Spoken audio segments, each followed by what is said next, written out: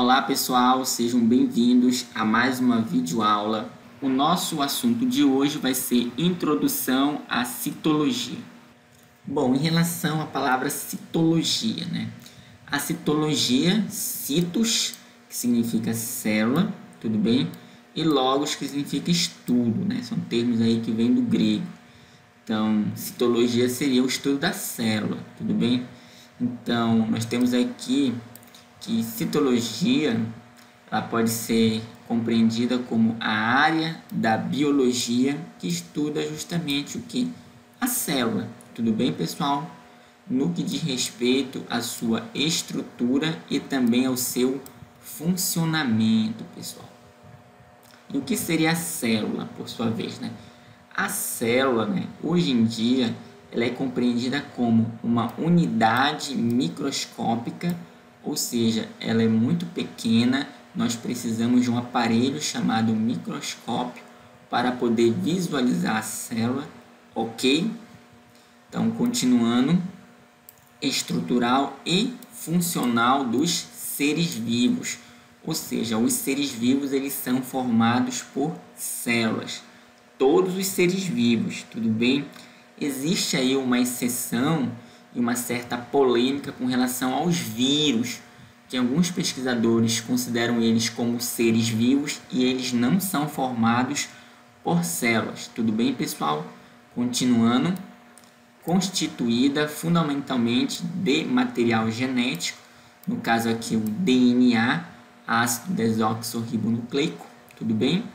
Citoplasma e também membrana plasmática, que são os componentes básicos das células, ok? E nós vamos estudar esses componentes um pouco melhor nos próximos slides dessa videoaula. Em relação à descoberta da célula, pessoal, a palavra célula foi usada pela primeira vez em 1667, ou seja, há muito tempo atrás, pelo inglês Robert Hooke. Então, esse pesquisador ele fez o seguinte, com um microscópio muito simples, para a época, ele observou pedacinhos de cortiça. A cortiça, pessoal, é um tecido vegetal morto, tudo bem? Então, aqui nós temos esse pesquisador, o Robert Hooke, tudo bem? Aqui nós temos o microscópio que ele utilizou. Observe que, de fato, é um aparelho muito simples. Por essa parte aqui do aparelho, ele podia observar o material biológico que ficava depositado aqui, nessa região, Observe aí que era um aparelho realmente bem simples. E aí ele pôde observar o material que está aqui à direita, do canto do vídeo de vocês, essa estrutura aqui. E com base nessa observação dele, ele cunhou o nome célula para aquilo que ele estava observando, pessoal. Então, nós temos o seguinte, o Robert Hooke, ele percebeu que a cortiça, era formada por numerosos compartimentos vazios, E a esses compartimentos ele deu o nome de célula, palavra diminutiva do latim, cella, que significa cavidade ou quarto pequeno. Então, se vocês observarem atentamente aqui, a cortiça é um material morto, formado aqui, por camadas de células, como estão observando. Geralmente as pessoas utilizam a cortiça na fabricação de rolhas para garrafas, como vocês estão observando aqui. Ela é retirada do tronco das árvores, por exemplo, tudo bem? Então, nós temos que a cortiça é uma camada de células mortas, com paredes revestidas por um lipídio impermeável chamado suberina. Então, aqui, se nós pudéssemos aumentar aqui a imagem, no detalhe, você observa aqui essas regiões, os espaços vazios muito pequenos, que aí o Robert Hooke chamou de célula, tudo bem? Mas, na verdade, aqui as células já estavam mortas. Apenas ele observou os espaços deixados pelas células. Ok, pessoal? Em relação à teoria celular, A teoria celular afirma que todos os seres vivos são compostos por células, pessoal. E elas são as unidades morfológicas e funcionais dos seres vivos. Isso também é muito importante. E que todas as células, elas vêm o quê? De células pré-existentes, ou seja, que já existiam antes, por um processo chamado divisão celular, tá? Os pesquisadores que contribuíram, né, para a criação da teoria celular foram os alemães, né? O Matthias Schleiden, né, que esse alemão, que em 1838, ele disse que todas as plantas são constituídas por células, tudo bem? E também o compatriota dele, né, um outro alemão, né, no caso era um zoólogo aqui, o Theodor Schwann, que em 1839 disse que todos os animais são constituídos por células. Então, se você tem aí que todos os vegetais são formados por células, segundo aqui o Matthias Schleiden, né, que era um botânico, e segundo o zoólogo Theodor Schwann, todos os animais são formados por células, essas contribuições deles geraram aqui, né, a teoria celular, que afirma que todos os seres vivos são formados por células, pessoal, ok? Em relação à invenção do microscópio, né, nós temos o seguinte: o microscópio ele é capaz de ampliar as imagens, tudo bem? Então, é um aparelho muito utilizado em citologia, por exemplo, tá? E foi criado por volta de 1591, né, por Zacarias Janssen. Esse indivíduo, ele era holandês e ele trabalhava na fabricação de óculos. E aí ele acabou criando, né, segundo relatos, o primeiro microscópio da história, ok? Mas os primeiros registros para uso biológico, né, do microscópio foi feito, né, por um outro holandês, né, chamado Anthony van Leeuwen, tá? Que é esse personagem que aparece aqui na imagem, tá? Então ele desenvolveu aqui um microscópio que ele poderia estar utilizando para observação de material biológico. Então aqui, olha, na mão dele, né, vocês podem observar aqui esse aparelho que seria, digamos, um microscópio, né, que ele estaria utilizando para observação de material biológico, tudo bem? Então, nós observamos que hoje em dia o microscópio já evoluiu bastante em termos tecnológicos, né?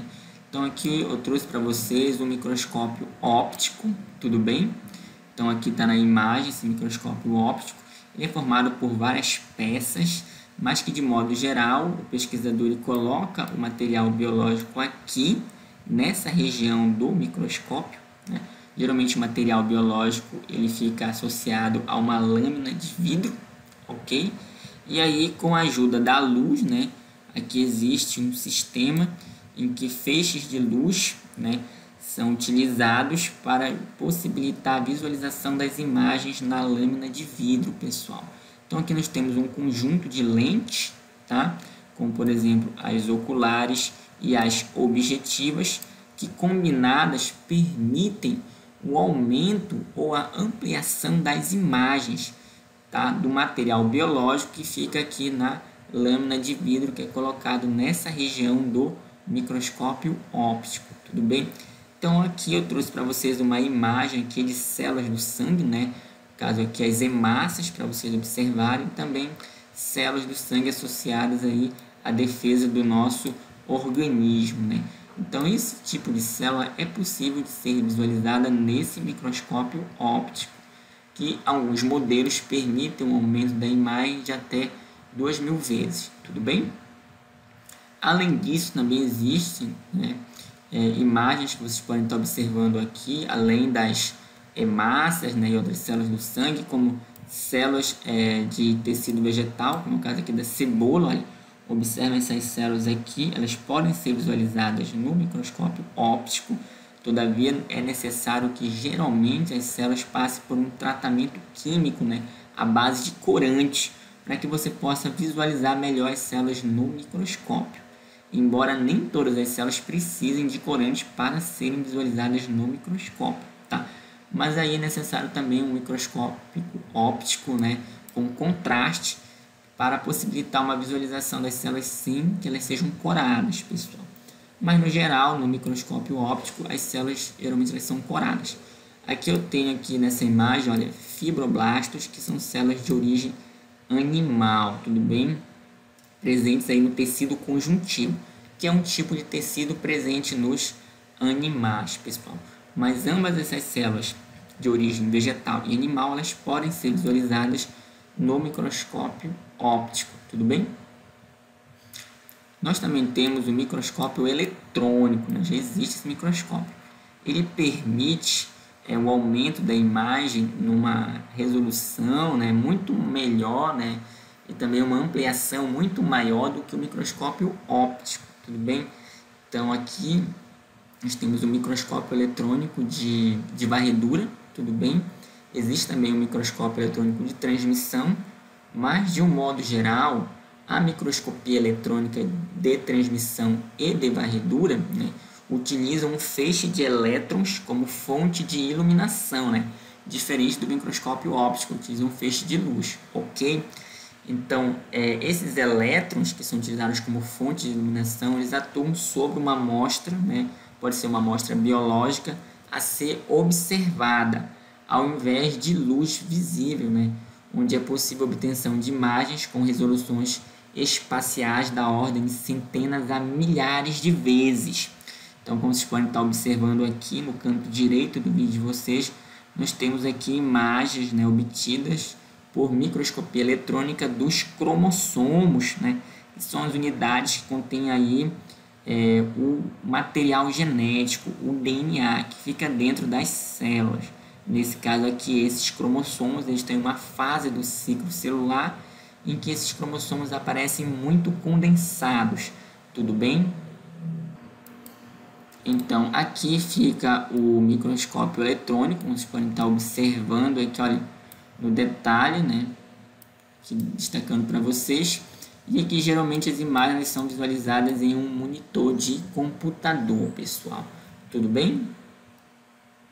Aqui nós temos imagem, né, de microscópio eletrônico, no caso aqui é uma imagem de uma bactéria, a Escherichia coli, né, que é uma bactéria encontrada geralmente no interior dos organismos, né, no caso do intestino.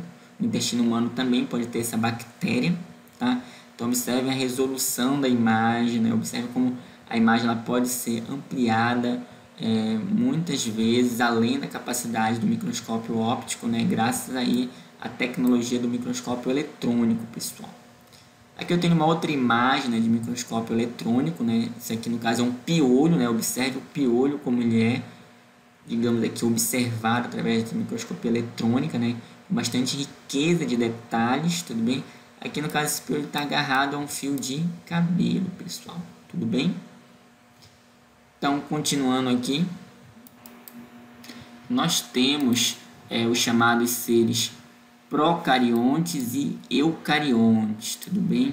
Então vamos analisar um pouquinho melhor o que seriam esses seres aí. Ó.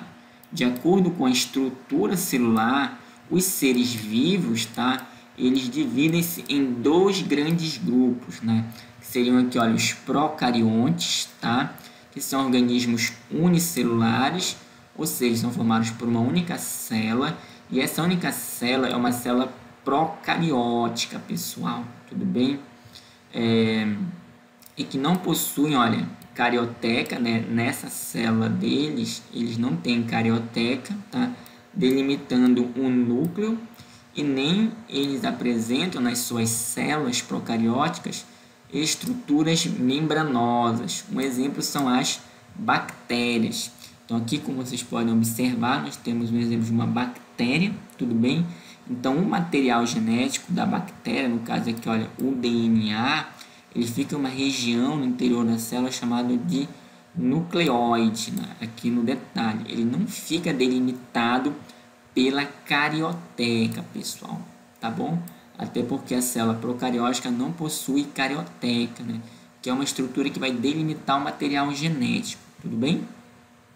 Além disso, aqui nós podemos observar que o citoplasma, por assim dizer, né, dessa célula procariótica, né, apresenta apenas algumas organelas, como é o caso, por exemplo, do ribossomo, tudo bem?